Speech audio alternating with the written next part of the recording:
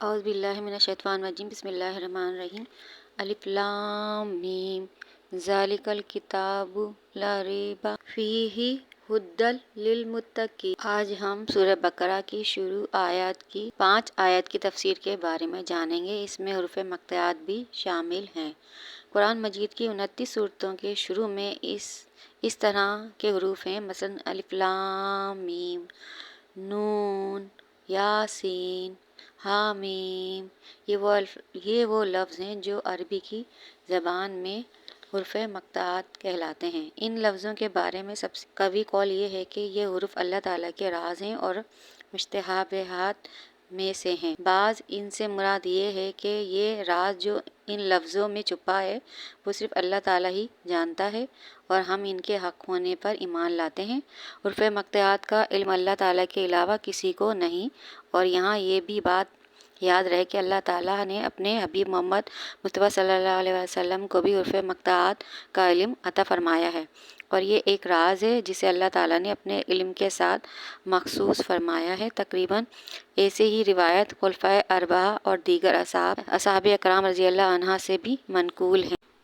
ممکن یہ بھی ہے کہ یہ صرف اللہ تعالیٰ اور اس کے رسول صلی اللہ علیہ وسلم کے درمیان راز و نیاز ہیں، اور ایسے اسرار و رموز ہیں جنہیں دوسرے کا سمجھانا مقصود نہیں ہے۔ اگر یہ راز حضور اقدس صلی اللہ علیہ وسلم کو معلوم نہ ہوں تو پھر غیر مفید کلام ہے، خطاب کرنا لازم آئے گا، اور یہ بعید ہے، اور بہت سے علماء کا یہی کہنا ہے۔ ایک جگہ حضرت ابوبکر صدیق رضی اللہ تعالیٰ عنہ نے فرمایا، ہر کتاب کے راز ہوتے ہیں اور قرآن مجید کے راز صورتوں کے ابتدا میں آنے والے حروف ہیں۔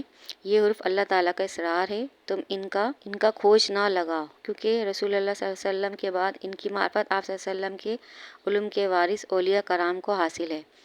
انہیں اس بارگاہ سے ان اسرار کی معرفت حاصل ہوتی ہے، اور کبھی یہ صرف خود اپنے معنی بتا دیتے ہیں، جیسے نبی کریم صلی اللہ علیہ وسلم کے ہاتھوں میں کنکریوں نے تسبیح کے ذریعے کلام کیا اور ہرن رسول کریم صلی اللہ علیہ وسلم سے ہم کلام ہوئے۔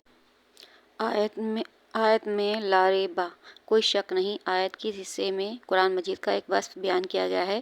یہ ایسی بلند شان اور عظمت و شرف والی کتاب ہے جس میں کسی طرح کے شک و شبہات کی کوئی گنجائش نہیں، کیونکہ شک اس چیز میں ہوتا ہے جس کی حقانیت پر کوئی دلیل نہ ہو، جبکہ قرآن پاک اپنی حقانیت کی ایسی واضح اور مضبوط دلیلیں رکھتا ہے جو ہر صابر عقل مند انسان کو اس بات کا یقین کرنے پر مجبور کر دیتی ہیں کہ یہ کتاب حق ہے اور یہ کتاب اللہ تعالیٰ کی طرف سے نازل ہوئی ہے۔ ھدی للمتقین، ڈرنے والوں کے لیے ہدایت ہے۔ آیت کے اس حصے میں قرآن مجید کا وصف بیان کیا گیا ہے کہ یہ کتاب ان لوگوں کے حق کی طرف ہدایت دیتی ہے جو اللہ تعالیٰ سے ڈرتے ہیں، اور جو لوگ نہیں ڈرتے انہیں قرآن سے ہدایت حاصل نہیں ہوتی۔ اور آپ لوگوں کو یاد رہے کہ قرآن مجید کی ہدایت رہنمائی اگرچہ مومن اور کافر ہر شخص کے لیے عام ہے، جیسے کہ سورہ بقرہ آیت نمبر 185 یعنی کہ 185 میں اللہ شاہ فرماتا ہے، ھدی للناس، یعنی قرآن مجید تمام لوگوں کے لیے ہدایت ہے۔ تقویٰ کے معنی نفس کو خوف کی چیز سے بچانا، اور شریعت کے اصطلاح میں تقویٰ کے معنی یہ ہیں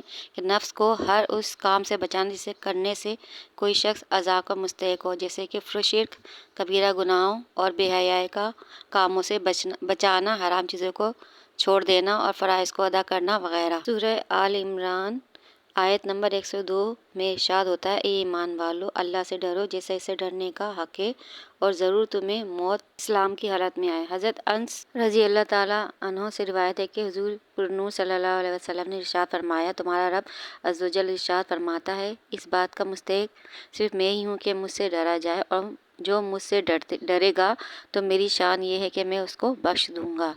تقویٰ کے فرمان کے مطابق تقویٰ کی 7 قسمیں ہیں: کفر سے بچنا، بد مذہبی سے بچنا، کبیرہ گناہ سے بچنا، صغیرہ گناہوں سے بچنا، شبہات سے پرہیز کرنا، نفسانی خواہش سے بچنا، اللہ تعالیٰ سے دور لے جانے والی ہر چیز کی طرف سے بچنا۔ آگے تمام الہامی کتابوں پر ایمان لانے کا ذکر ہے کہ البتہ ان کے جو احکام ہماری شریعت میں منسوخ ہو گئے ہیں ان پر عمل درست نہیں، مگر پھر بھی ایمان ضروری ہے۔ یہودیوں کے عقیدے کے مطابق وہ سمجھتے ہیں کہ ہمارے علاوہ کوئی اور جنت میں نہ جائے گا، اور یہ بھی کہتے ہیں کہ اگر ہم جہنم میں گئے تو چند دن کے لیے ہی جائیں گے، اس کے بعد سیدھے جنت میں جائیں گے۔ اس طرح کے فاسد اور من گھڑت خیالات ذہن میں ہوں تو پھر ان کی اصلاح بہت مشکل ہے۔ اس کے علاوہ جو لوگ فلاح پائیں گے، یعنی وہ لوگ جو متقی اور پرہیزگار ہوں گے، وہی جنت کے حقدار ہوں گے۔ مسلمانوں میں جس نے سب سے زیادہ گناہ کیے ہوں گے وہ بھی اپنی سزا پانے کے بعد جنت میں داخل ہو جائیں گے، جو کہ بہت بڑی کامیابی ہے۔ میری دعا ہے رب تعالی ہمیں ہر تکبر اور فتنے سے پاک رکھے اور مجھے اپنی دعاؤں میں یاد رکھیں۔ اب میں آپ سے اجازت چاہوں گی۔ اللہ نگہبان۔